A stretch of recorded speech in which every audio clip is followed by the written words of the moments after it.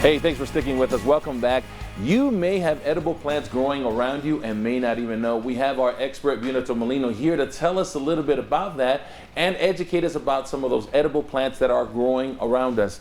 Is it more common to find edible plants around us or more common to find plants that are not edible? What would you say, Buena? I would say everybody has some edible plants in their yard and they may not know that they're edible. Yeah. Now you've been doing this for a while, and you just blew my mind away. But when you just told me recently, not too long ago, that you recently discovered something that you didn't know was edible. Right. So sometimes maybe there's a plant I grew on purpose in my yard, and I didn't know it was edible, and I found out it was.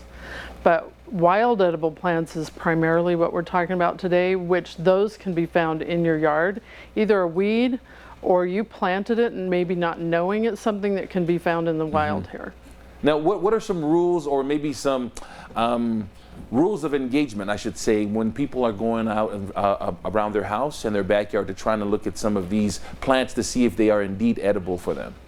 Well, I'd say the most important reason is make sure you've identified it correctly, because if you're eating the wrong plant, it could kill you. Yeah, be careful about that, right? Oh, yeah. And then another one is make sure it hasn't been sprayed or treated in some way.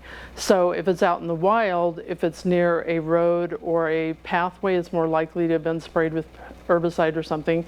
If it's in your own yard, you should know whether something's been treated with anything. I tend my whole yard organically.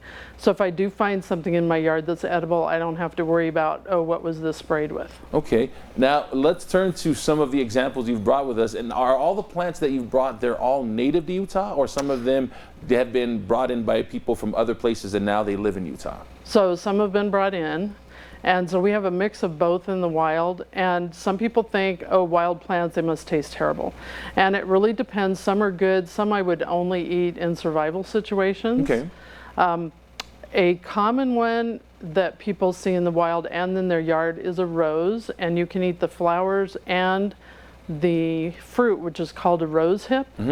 And I have some right here. Are those the same things that I've seen drinks with? Sorry, I didn't mean to say that, but I've seen that ingredient in some drinks and some food, rose hips. Is it the same thing? Yes. So any rose, or almost all roses, form rose hips, which is the fruit.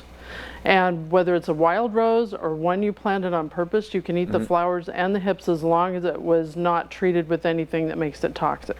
Any benefits? Rose hips are very high in vitamin C. Great in a smoothie. You can just eat them raw, best harvested right after the first frost. You can freeze them or dry them for later. That's really cool. I like that. What else did you bring with you? So dandelion. I don't know how many of you have eaten that. Mine's getting a little wilted I have not. Here.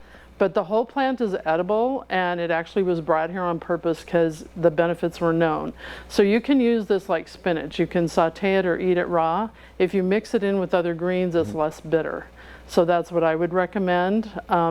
The flower is sometimes used in salads. The root is used as a coffee substitute once it's roasted. Wow. It doesn't have caffeine in it, but it can be used that way. Now, you've taken a lot of time to help us because, you know, not all of us are doing this, but you've taken a lot of time to compile the information. I saw that you had some cards in there, right. Like kind of like a 3-ring binder, if you will, a mini one. But you have lots of information on that, and you've done all the work. Can you tell me some of the things that are behind her to help me make my maybe nature walk easier and safer? So I have 2 card decks. I'm working on a 3rd, which I will eventually have. And these are printed on plastic. They're waterproof and tear resistant. They have about 30 plants in each one with a full color picture, a verbal description on the back, plus edible and medicinal use. I'm actually out of them right now. I should be getting more by September 7th. So you can pre-order if you want. You can stop into Basil and Rose in Bountiful, Utah and order them. You can call us on the phone and order them. You can go to the website and pre-order for picking up later, or gardeninspire.com to have them shipped to you. And these are all plants you can find in Utah, but some of them you would find all over the world. So if Jenny or somebody's out traveling somewhere else, you know, and you see something that's in there and you know that's it, you can go ahead and eat it. Yeah, or have the cards with you. You never know. Yes. If you know you're going to be out and about with plants, you might as well have those cards. You put a lot of work into it. What are your top 3 plants, edible plants right now, that we can go out, find them, plant them, and have them in our house or alongside our house like you do?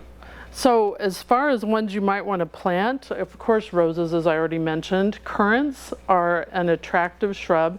They fruit earlier in the year, so their fruiting is done. That's a picture of red currants, and there's red flower or red fruited ones. There's black fruited ones. A lot of them taste Very good just raw. or you can Glassy. I make- love that's a beautiful plant. It That's is. yeah. And it's a nice looking shrub, nice fall color, but you can eat the fruit or make jam or jelly out of it. Now, do you offer any classes if people are interested? Because I'm interested now. I want to be able to be one of those guys that just walk around. Oh, did you know that plant is this? Did you? So, do you offer any classes to help teach us? Yes, I offer several classes, and one of them is a class about wild, edible, and medicinal plants. I also do herb walks where I take small groups of people around so that they can see the plants in wild in person and learn how to identify them. Thank you so much. You always brighten our day, especially now that we know we have lots of plants that are edible around us, growing wild probably. Tell everybody how to get a hold of you. I know your website's right there on the bottom, but if you have any upcoming classes and when they should sign up and where to do so. So at basilandrose.com, there's an events calendar. You just click on that, click on whatever event you're interested in, and it will tell you how to register right there. Thank you again so much. We're going to put a link on our website to make things super easy, fox13now.com. Don't forget to click on the place. Okay, thank you.